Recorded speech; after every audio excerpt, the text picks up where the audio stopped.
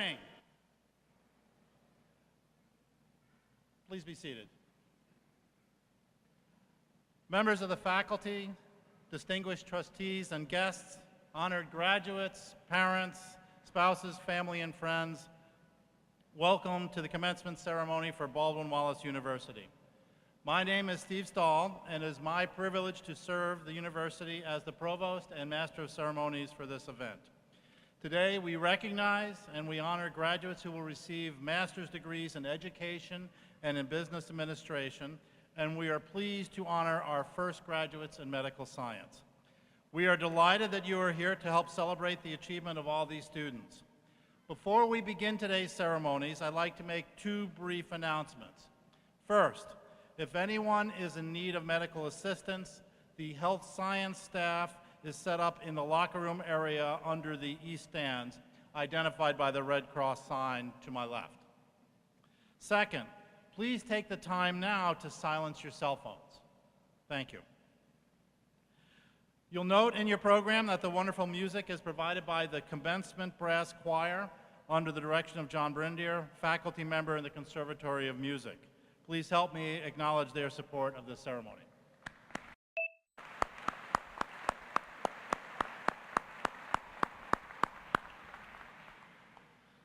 The invocation will now be offered by Dr. John Gordon, our university chaplain. This will be followed by the national anthem. Afterwards, President Helmer will make some introductory remarks. Please rise, and will gentlemen remove your caps for the prayer and the anthem.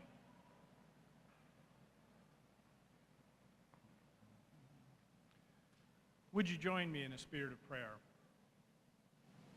God of many names and immeasurable love, our hearts are filled with gratitude as we gather to honor the hard work and perseverance that have brought these graduates to this shining moment. We are grateful for the moments of quiet encouragement by family, friends, and teachers that helped these graduates overcome uncertainty. We are grateful for the surprising moments when confusion gave way to deeper understanding. And we are grateful for the holy moments when meaning, purpose, and passion became undeniably real, and for the gentle nudges that confirm for these students they are ready to tackle new challenges. This space is filled with the echoes of so many voices, cheering teams on to success. Yet in classrooms across campus, these graduates have found their own voices, filled with more confidence and knowledge as they have grown and learned here. Now we pray, may they weave their voices into the complex tapestry of larger conversations in our communities, our nation, and world, in ways that encourage reason and respect, and an appreciation for difference and diversity. May they lead the way in helping others see the connections that unite all of us and our interdependence with all of creation. May they be persistent, gentle advocates for truth and beauty. May they be blessed with creativity to imagine the unimaginable and courage to face the unthinkable. Strengthen their conviction to live with integrity, their boldness to risk the adventure of love, and their compassion for the suffering in their workplaces and classrooms, their families and communities. So with words inadequate to what is in our hearts, we lift a hymn of gratitude, gracious God. Bless our celebration, we pray.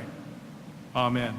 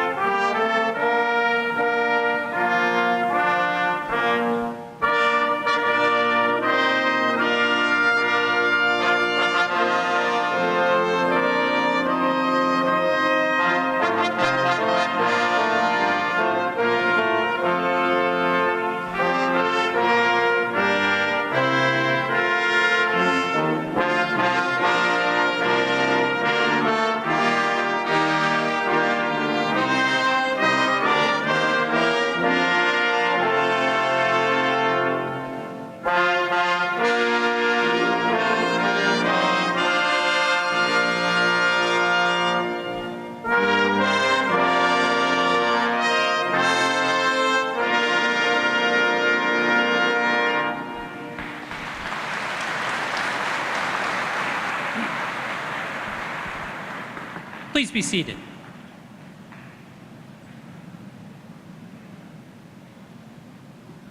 Good morning, everyone. I want to extend the official Baldwin Wallace University welcome to all of our guests who are here today. This is a big day in the lives of these students who are before us and in the life of this university. We come together as the BW community to celebrate. And almost always, earning a master's degree requires support. And so as we come together to celebrate the accomplishments of these graduates, we also want to begin by recognizing those who have contributed support to their lives, to their studies. And so, I am certain that there are husbands and wives and partners and fiancés of these students who have given of themselves to support these students, who have perhaps felt a little neglected, who would like to see them home a little more. Would the husbands, wives, partners, fiancés, girlfriends, boyfriends of these students please stand so that we and they can thank you.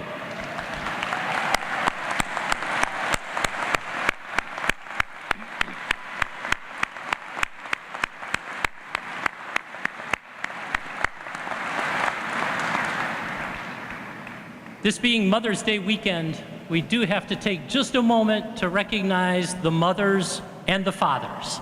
Certainly for parents, seeing their son or daughter accomplish something like a master's degree is a moment of pride. And so if there are mothers and fathers of these graduates with us this morning, would you please stand so that we can wish you a happy Mother's Day and say thank you.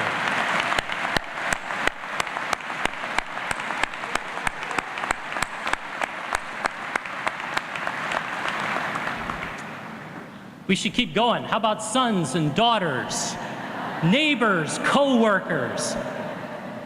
Everybody else, stand up.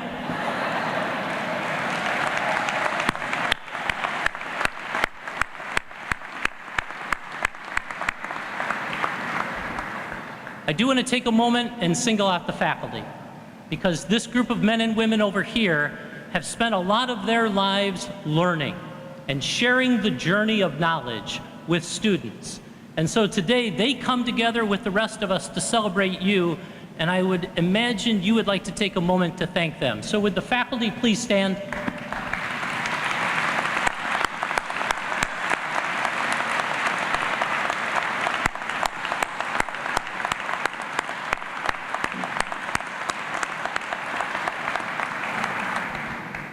And if I did that right, the only people I haven't asked to stand yet are the graduates themselves.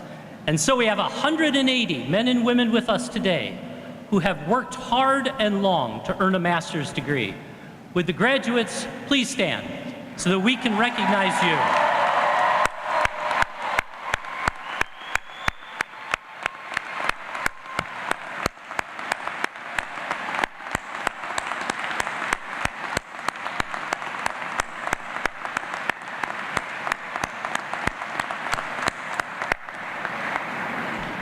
Please be seated.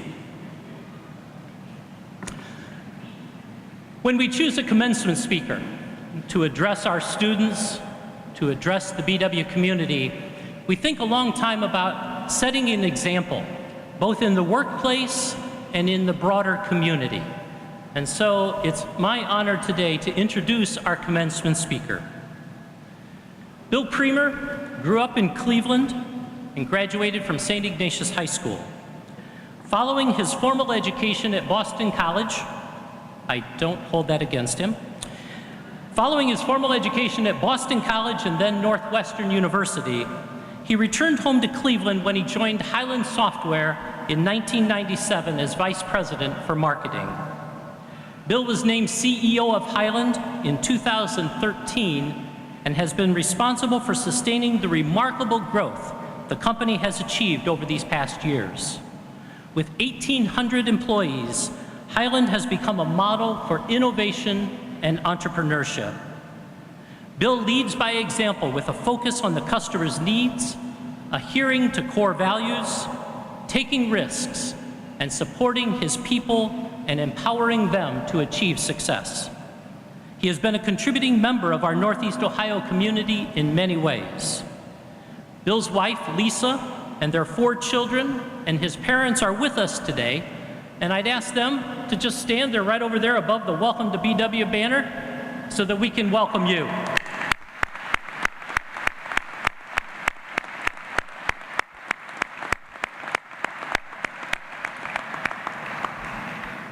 On a personal note, Bill likes to ski, both water and snow. His favorite movies are modern westerns. His favorite rock band is Cheap Trick.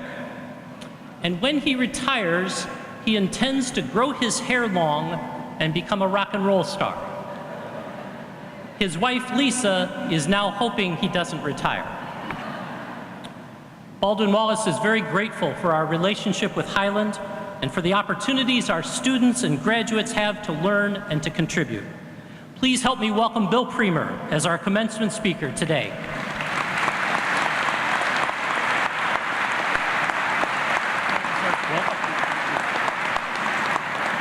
Thank you, President Helmer.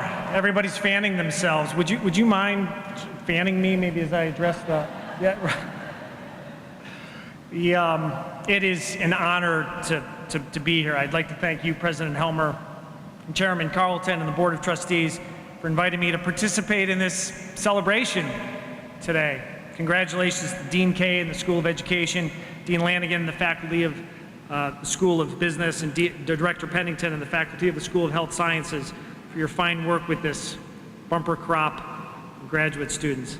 I'd like to add my special thanks to the families of the graduates. My wife, Lisa, worked full-time as a 5th grade teacher when I was a full-time graduate student. So I know full well how important your support was and how this group couldn't have done it without you.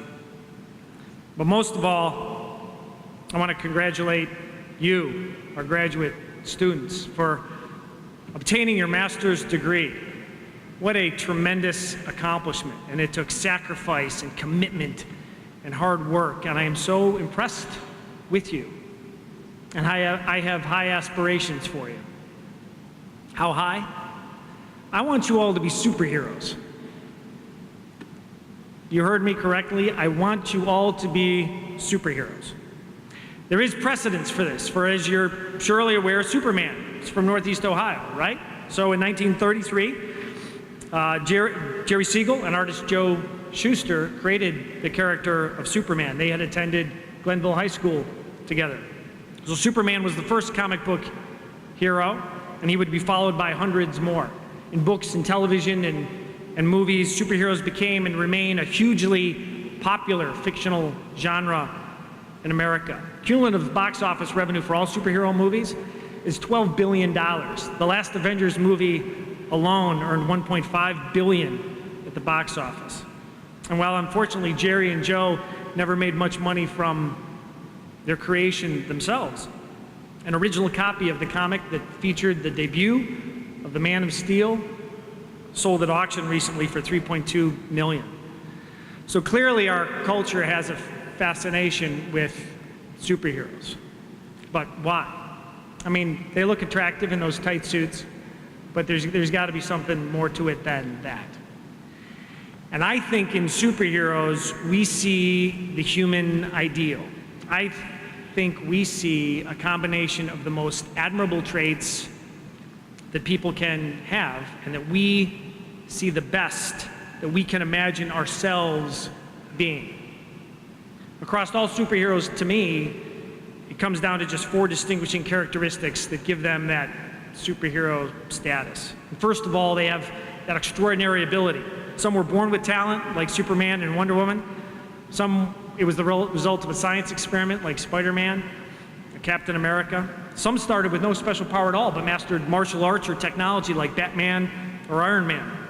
But whatever talent they started with, they strengthened and honed and harnessed it through great focus and discipline and practice. Secondly, they have moral conviction. That's why they're called the good guys. They have a fierce sense of right and wrong. They fight for truth and justice. They don't lie. They never break promises. They can't be bribed. They always do the right thing. You ever notice that superheroes, they don't carry lethal weapons and they won't intentionally kill even the worst of the bad guys, because killing is wrong. Thirdly, superheroes have a mission to serve. Their overriding purpose in life is to help others, the innocent, the troubled, those with nowhere else to turn. Superheroes could use their talent to make money, to make a name for themselves, put themselves in a position of authority, but they don't. They never accept rewards or accolades. In fact, they go to great pains to disguise their real identities. They never operate in their own self-interest. They measure their success on how many people they help, and their only regret is in not being able to help more people. And fourth, superheroes have great courage. They take on the worst villains and the toughest challenges. To them, there's nothing that's like too hard or too scary or too risky. And they don't spend a lot of time deliberating and weighing their options and thinking about all the reasons why something won't work. They just jump in and they do it. So those four traits, extraordinary ability, moral conviction, a mission to serve, and courage, propel superheroes to do things that couldn't or wouldn't have been accomplished otherwise, and make them great in the eyes of the rest of us. And the truth is, we don't just like reading comics and watching the movies. We want to be them. That's why when we were kids, we slept in Spider-Man pajamas, and we played with our Captain America action figures, and we packed our lunch in Teenage Mutant Ninja Turtle lunch boxes, and we dressed up like Batman or Catwoman for Halloween.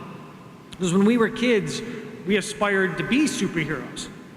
And then we grew up and we let ourselves be convinced that we don't have any special power, that one person can't make a difference, that life is full of danger and risk, and we'd be better off just looking out for ourselves and minding our own business. But some people refuse to accept that they can't become superheroes, and they see that things need to be changed and that people need to be helped, and they decide that they're going to do something about it. And this group includes people who changed the world, so names like Gandhi and Nightingale, King, and Mandela. But this group also includes many more people who weren't nearly as famous, and I've personally known a few superheroes, and I am sure that you have too. Jim Skirl was a superhero.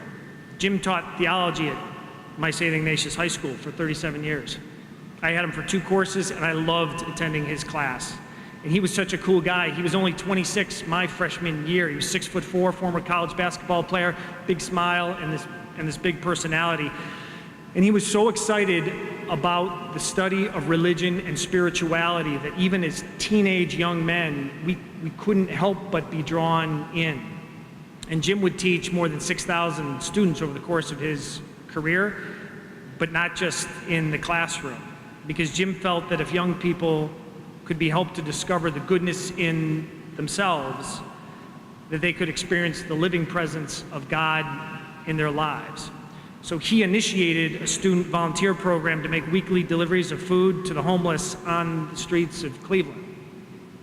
And then he started a program where students would serve as pallbearers for the burial of the deceased that only had a few friends and family. And then he started a program where students would have monthly dinners with people with developmental disabilities. So Jim was constantly challenging both the school and its students to give more and to do more, because he knew we had the means and because it was the right thing to do. And Jim passed away this past October, succumbing to pancreatic cancer, and he was only 58 years old. And his loss was felt so deeply and by so many. The Plain Dealer ran a full front page story on him. And his 2 memorial services were standing room only, one for friends and family and one for St. Ignatius students and alumni. He and his wife Kim had no children of their own, but Jim's legacy lives on through thousands of his former students who not just learned about, but experienced firsthand what it means to be a man for others. I know another superhero named A.J. Highland. I've known A.J. most of my life, and I worked with him at Highland Software for 15 years. And A.J. would say that there were smarter kids at his high school, but he got the highest GPA. And he would say that he really didn't have natural athletic ability, but he was a varsity basketball player. And he was able to do these things because his attitude was, if he's going to spend his time doing something, he would do it to the absolute best of his ability. So he graduated with his business degree from Georgetown, came back to Cleveland to join his brother and father, who had started a small software company a few years before. His first job was to test the software, and he was relentless in pressing for new functionality and better quality and a better user experience. He became an installer, then a salesperson, and at age 29, he became the CEO of our company. And in his first presentation to us as CEO, he said that our little firm was going to be a great company for all of our stakeholders, our customers, our partners, our shareholders, our employees, and the community. And he also said that our company would operate according to a set of core values that included honesty and integrity and fairness. Money was never a motivation for AJ.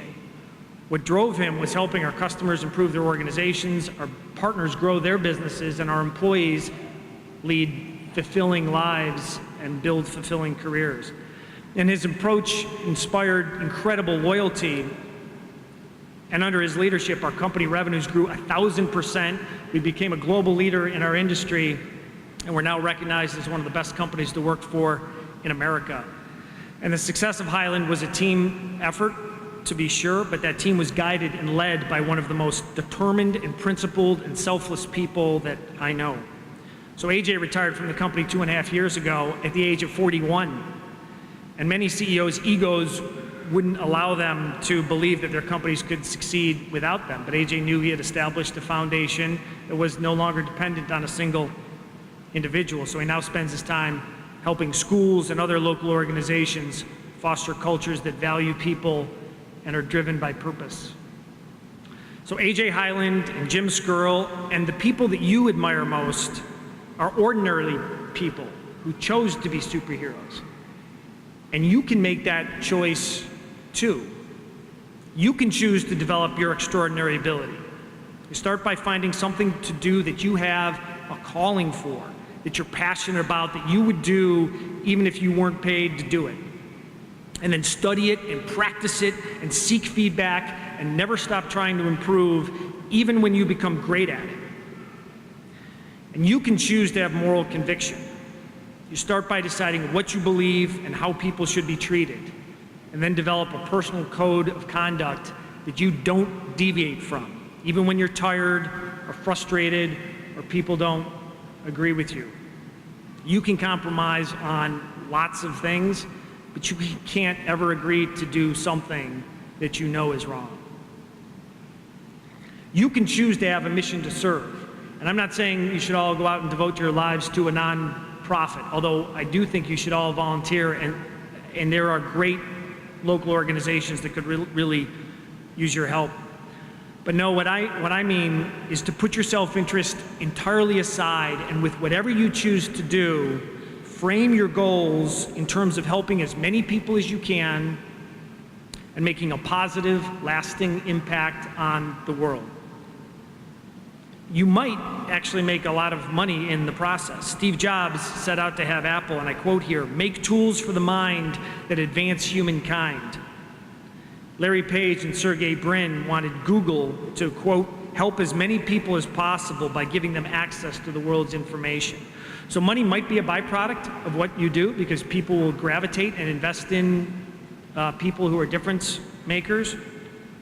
But I will tell you, in no uncertain terms, the pursuit of money will not make you happy, and in my experience, usually has the completely opposite effect. And finally, you can choose to act with great courage, which is not the same as being unafraid. If you have no fear at all, you're either naive or stupid. But courage means stepping forward in the face of that fear that you have. It means if you want to do something, you do it. If you want to say something, you say it. You don't hold back because you're worried about how you might be perceived or that others will disagree with you. You don't wait for things to fall into place or to sort themselves out. You make the choice, as a friend said to me once, to run into the fire. And if you do make the choice to be a superhero, I'll give you just a few last tips to keep in mind. One, doing the work of a superhero is going to require lots of energy, so you need to eat right, and you need to exercise, and you need to find healthy ways to deal with the stress that I promise you will be there. But superheroes look and feel like superheroes.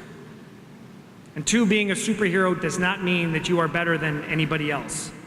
The minute you start thinking that way, you lose your urgency to improve and your urgency to help, and your superhero status will quickly unravel.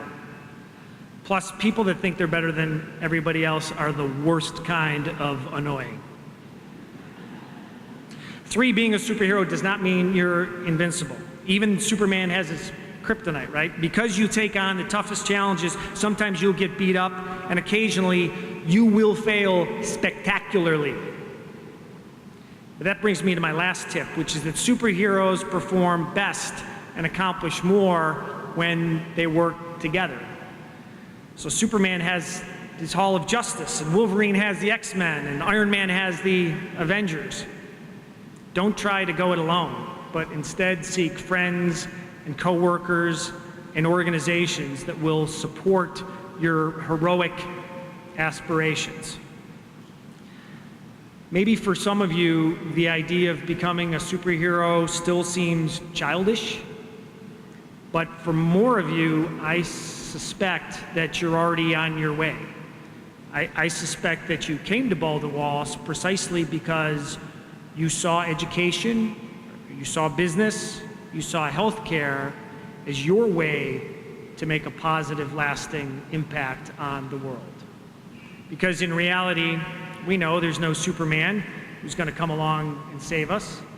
You know that any force for good or force for change will have to come from you. Best of luck to you. Congratulations again, and thank you very much.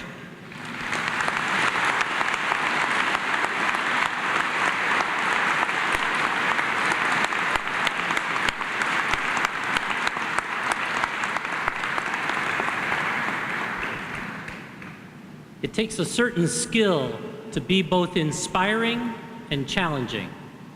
Thank you, Bill. Traditions at Baldwin Wallace University include the conferral of honorary degrees upon our distinguished speaker. These degrees are bestowed on individuals who, through their professional and personal lives, provide living examples of the qualities that this institution, that Baldwin Wallace University, holds dear.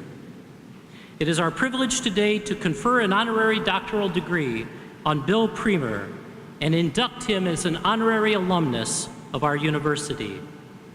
I would now recognize Dr. Timothy Riggles of the Chair of the Department of Mathematics and Computer Science for the presentation of the candidate for the honorary degree of Doctor of Humane Letters.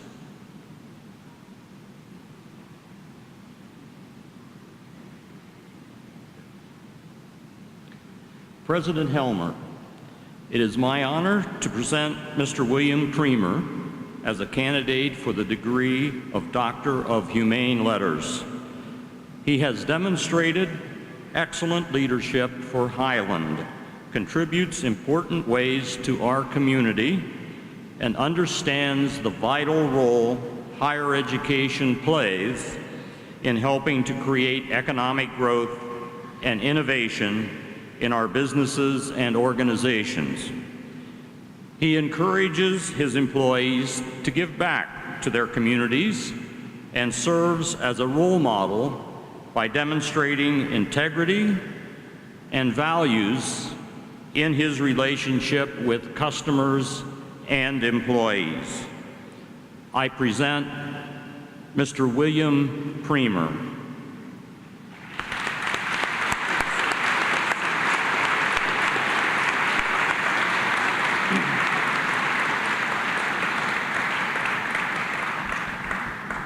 Bill, we are proud to confer upon you the honorary degree of Doctor of Humane Letters, with all the rights, privileges, and responsibilities thereto appertaining. I present you with this diploma as a certificate of the honor, and I invite you to be invested with the hood that is emblematic of your degree. Congratulations, Bill.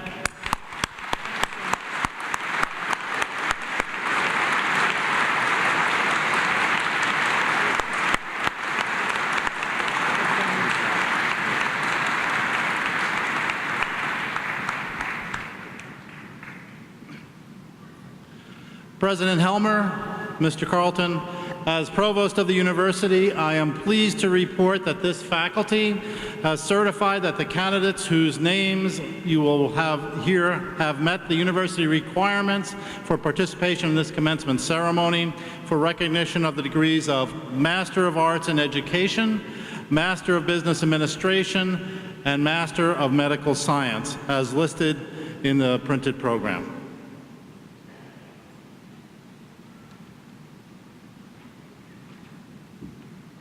On behalf of the Board of Trustees, I have an official duty this afternoon, but before I do, I want to spend just a minute and first of all, congratulate all of you on your accomplishments. Most of you did your undergraduate work at an institution other than Baldwin Wallace, so many of you and most of you will become alums for the first time of the university. At this point in time, a tremendous amount of energy is being spent on how to develop and drive the brand of Baldwin Wallace University. It takes a great campus that meets the needs of higher education looking forward. It takes a great faculty, those that we currently have and those that we need to recruit to provide that experience for you. It takes comparable, capable administrators who can help drive and provide leadership to the university. But most of all, it does take students. So we need to continue to recruit students of the highest caliber from around the country to make this a fine, fine institution. You can be representatives for us in accomplishing some of these tasks. As you move through the university, you've developed friends among yourselves, you've developed mentors and friends with faculty and administration, and as you leave, you will continue those friendships. We wish you the best in doing that. We hope you will become Yellow Jackets for life. And now let me turn to my official duty. President Helmer, by virtue of the authority vested in the Board of Trustees of Baldwin Wallace University, I authorize you on behalf of the Board to confer on each of these candidates the degree earned as certified by the faculty and the Provost of the University. I extend congratulations to the Board to these graduates who joined the ranks of our alumni family at Baldwin Wallace.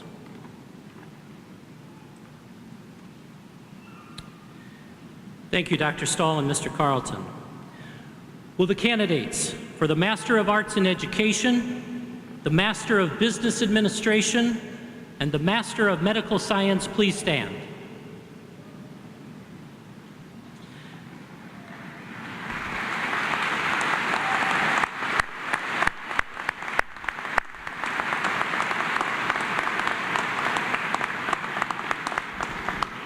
Upon the recommendation of the Provost of the University, the certification of the faculty, and the approval of both the Board of Trustees and the State of Ohio, it is my pleasure to confer your degrees with all the rights, privileges, and responsibilities thereto appertaining.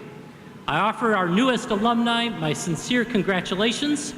I invite you to come forward. Dr. Trina Doberstein, our Vice President for Student Affairs, will read the names of the candidates for their respective degrees, and the graduates will be led across the stage by the directors of their respective programs.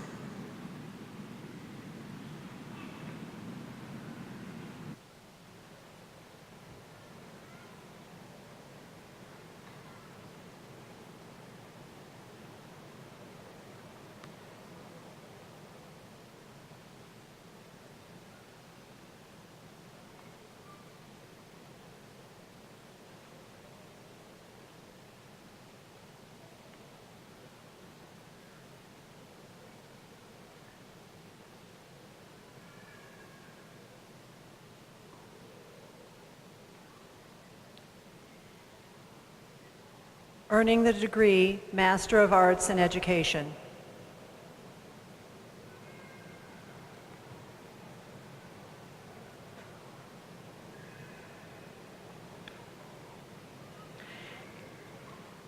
Brian Austin Asher.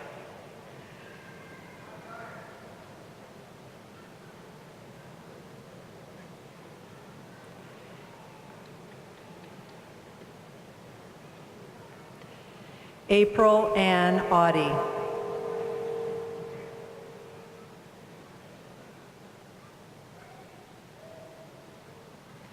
Seth Alexander Clergett.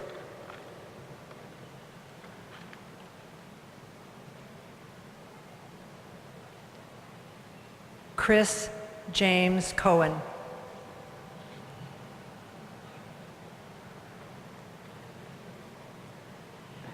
Lauren Marie Fujarus.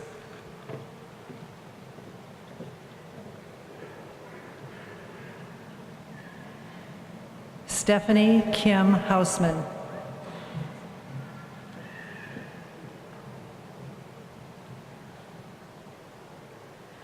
Nancy Michelle Hennessy.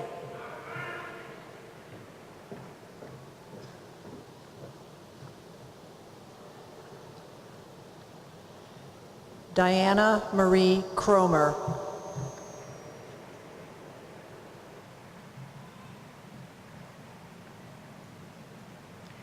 Amy Kathleen Martin Maidley.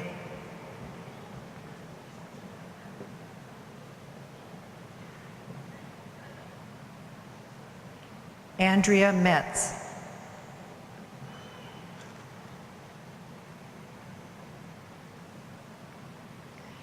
Rachel Maria Pascal.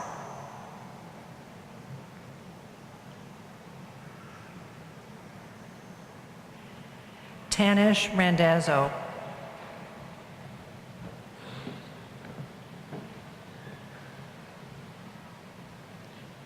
Mallory Page Reiber.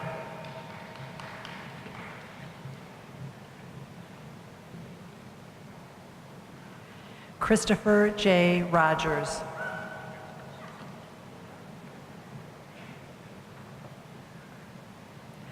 Lauren N. Ryan.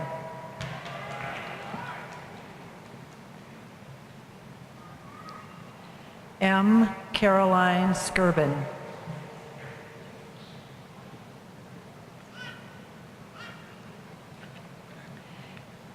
Melissa Ann Scott.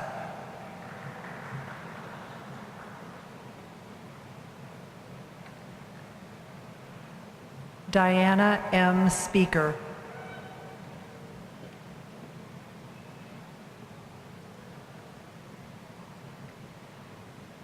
Tiffany Swinderman.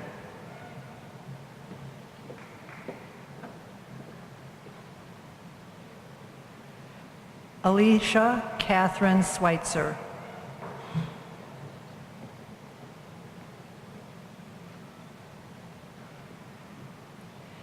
Brittany Troyer.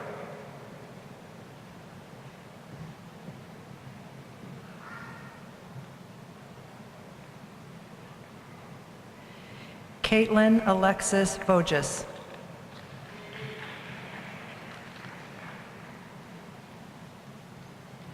Earning the degree Master of Business Administration.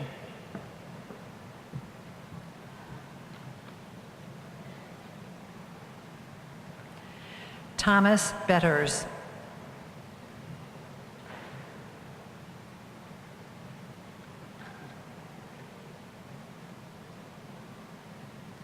Kevin Joseph Brannigan.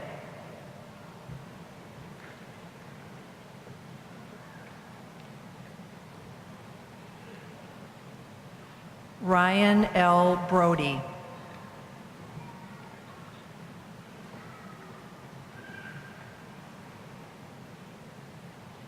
Craig Carl Call.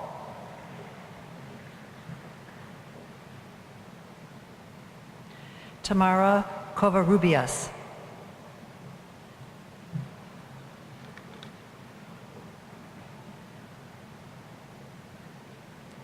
Abigail C. Dressler.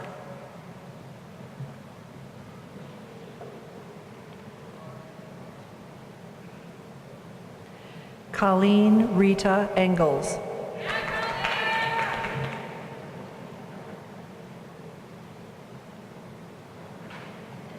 Zachary Thomas Engels.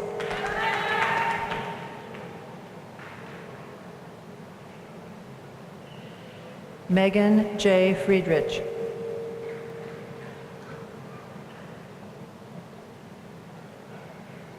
Annette M. Garstek.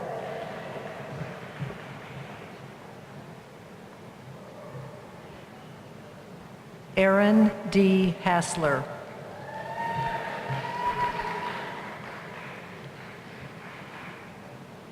Adam R. Hershey.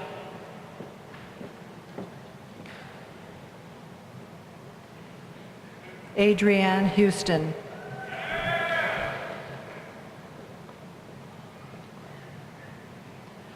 Oleg I. Caterly.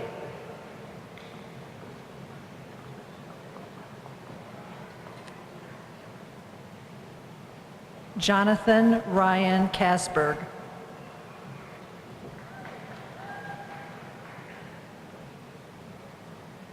Kyle Larson.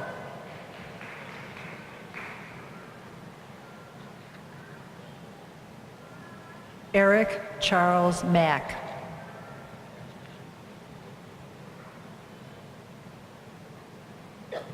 Franklin Stewart Mays.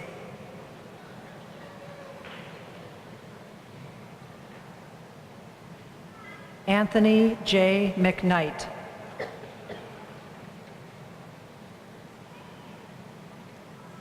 Kunal Patek.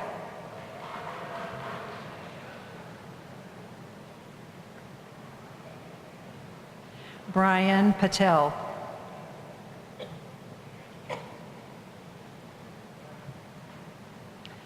Adam Thomas Pizzuro.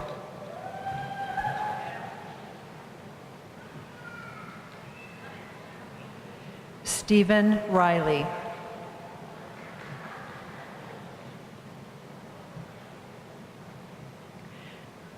Gina Glorioso Rendell.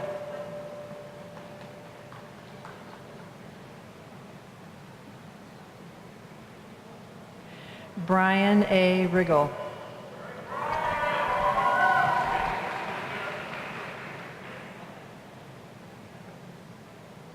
Hannah R. Schlieder.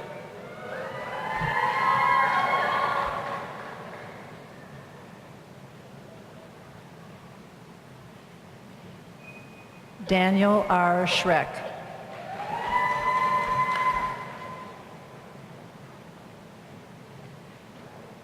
Robert Sakarik, Jr.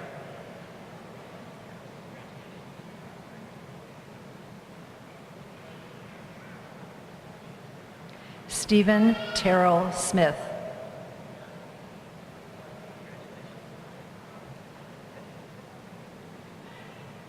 Casey O. Sullivan.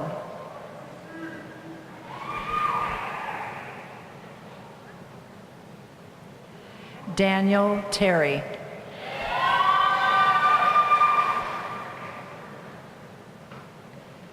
Michael E. Thelman.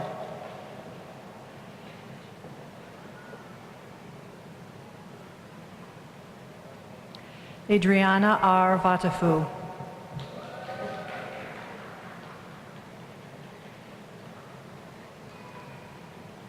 Lydia Watson.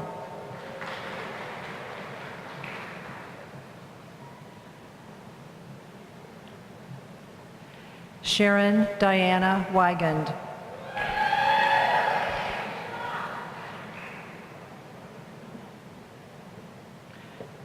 Earning the degree Master of Business Administration, Accounting. Gwyn R. Broski.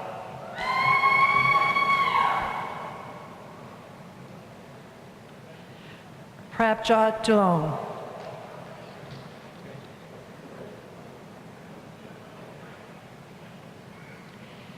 David Andrew Flagel, Jr.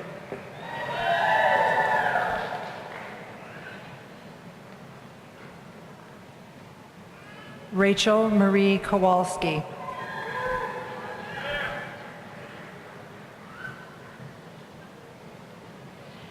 Abby Elizabeth Kuhn.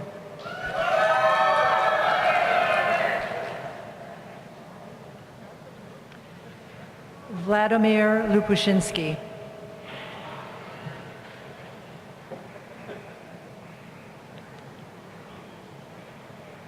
Andrew Joseph Moore.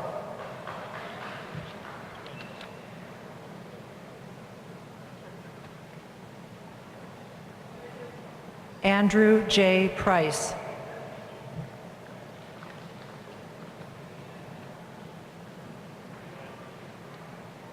Armand Lee Rivers.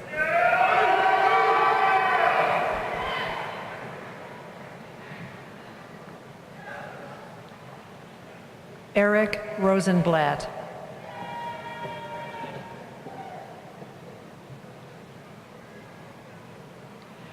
Laura E. Sharp.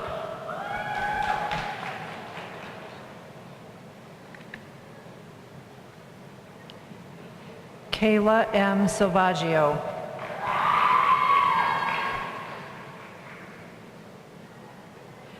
William M. Smith.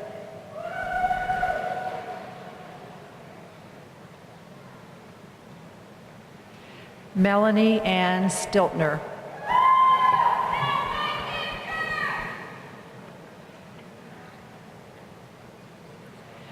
Rachel Allison Zooks.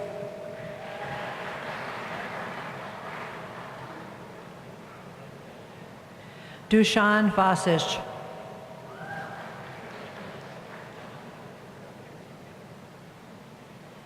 Corey Michael Waite.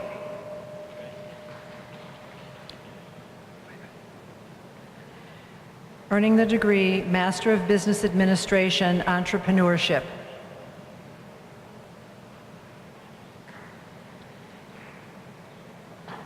David Carl Cam.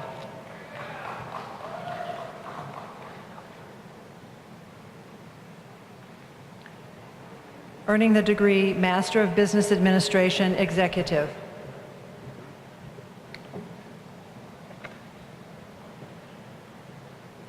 Leslie Jean Leach.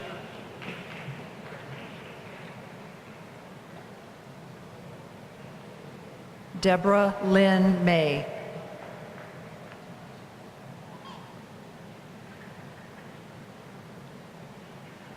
Jamie A. Mazurowski.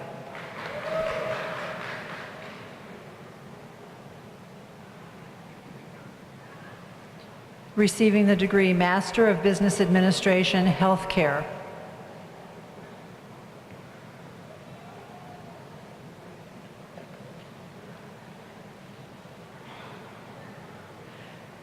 Salim Al-Abri.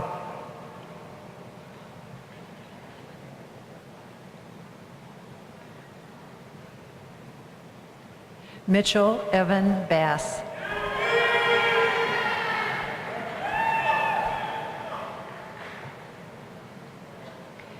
Angela Marie Edelinsky.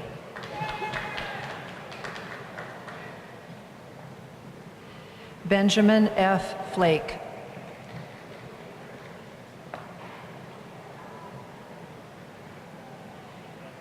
Donald Brooks Ford.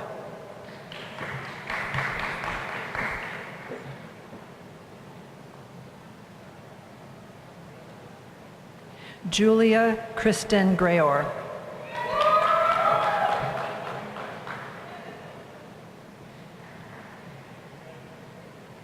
Barry David Peskin.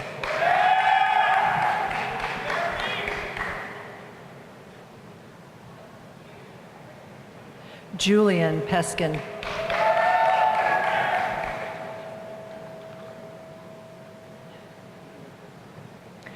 Earning the degree Master of Business Administration, Human Resources.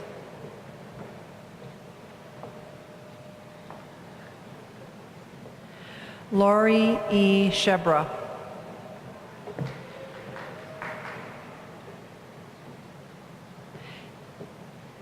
Kathy Lynette Jackson.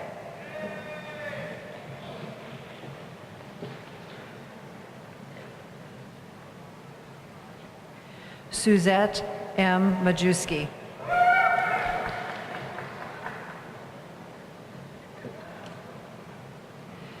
Jason C. Robles.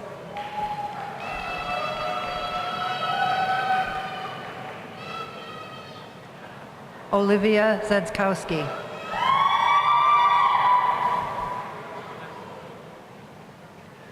Cheryl Christine Van Horn.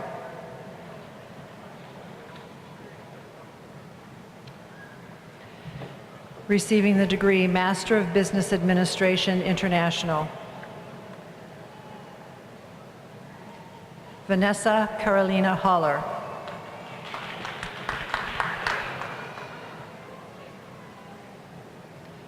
Christopher Thomas Halliday.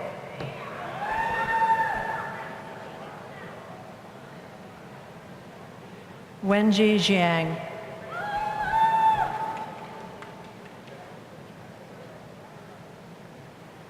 Raul Malik.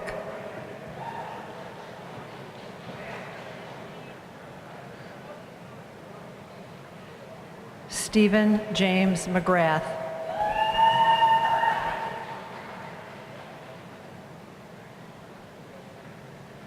Sandra P. Sedlacek.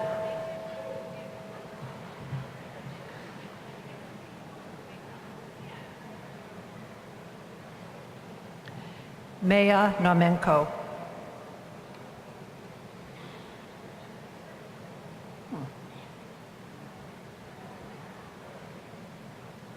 Varataraj Varataraj.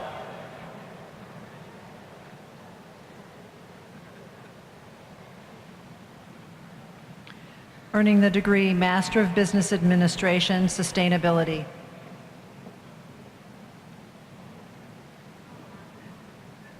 Siana Garkova.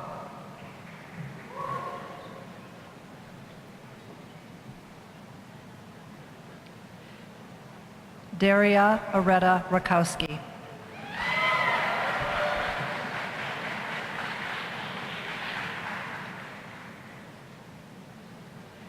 Bradley Allen Ruff.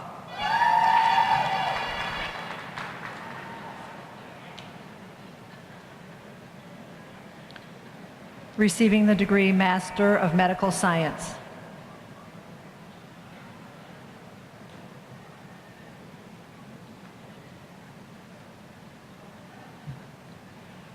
Lucas Garrett Bowers.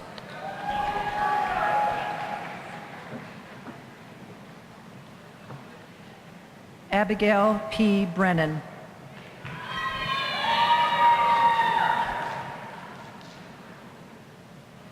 Aaron Frank.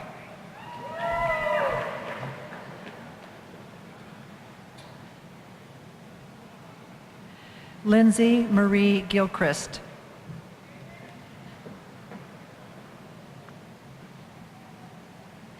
Jessica M. Grzybowski.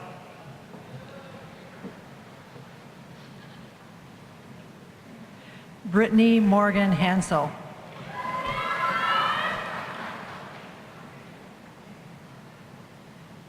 Crystal Suzanne Coleman.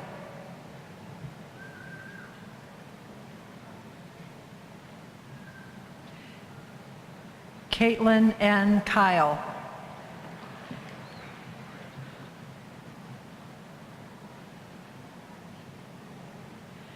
Alicia Dawn McBride.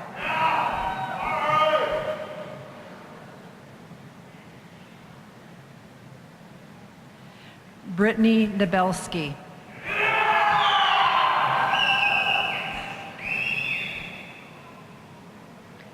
Clayton M. Rotuno.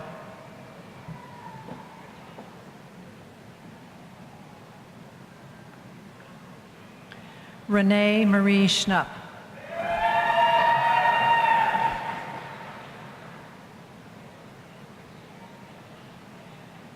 Kaylee Allred Sniff.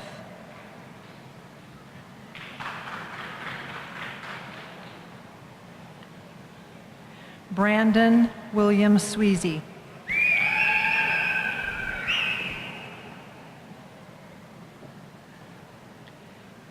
Emily Rose Waite.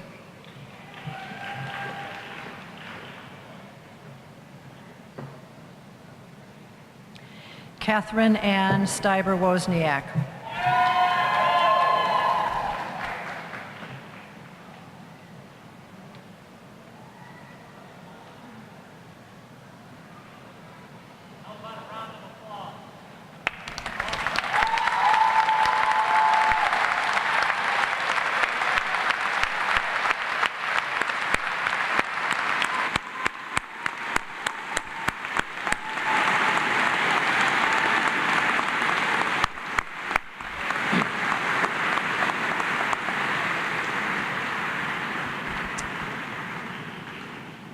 So as we begin to conclude our ceremony, to the graduates, I have a word of thanks and a request, a hope.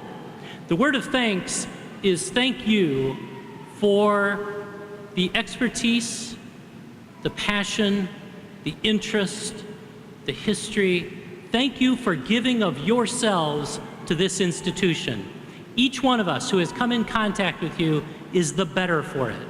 When we talk about the BW community, it is the people. And because you studied here, you changed us. And we thank you for that. And the word of hope, the request, is that as you graduate from Baldwin Wallace, you take those qualities that you have felt, that you have learned, that you have experienced, take those out into the world. Make the world a better place because you spent time here and because you are in the world. So that is the thanks and the hope of our entire BW community as we begin to conclude this ceremony. So I would invite Dr. Stahl to come forward and bring this ceremony to a conclusion.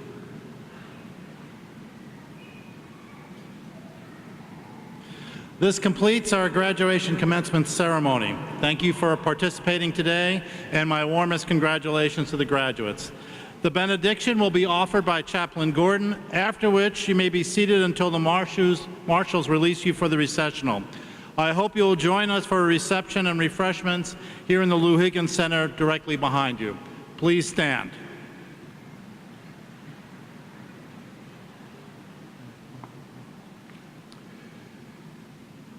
May God bless you with discomfort at easy answers, half-truths, and superficial relationships, so that you may live deep within your heart. May God bless you with anger at injustice, oppression, the exploitation of people, so that you may work for justice, freedom, and peace. May God bless you with tears, to shed for those who suffer pain, rejection, hunger, and war, so that you may reach out your hand to comfort them and to turn their pain to joy. And may God bless you with enough foolishness to believe that you can make a difference in this world, so that you can do what others claim cannot be done, to bring justice and kindness to all God's creation. Go in peace.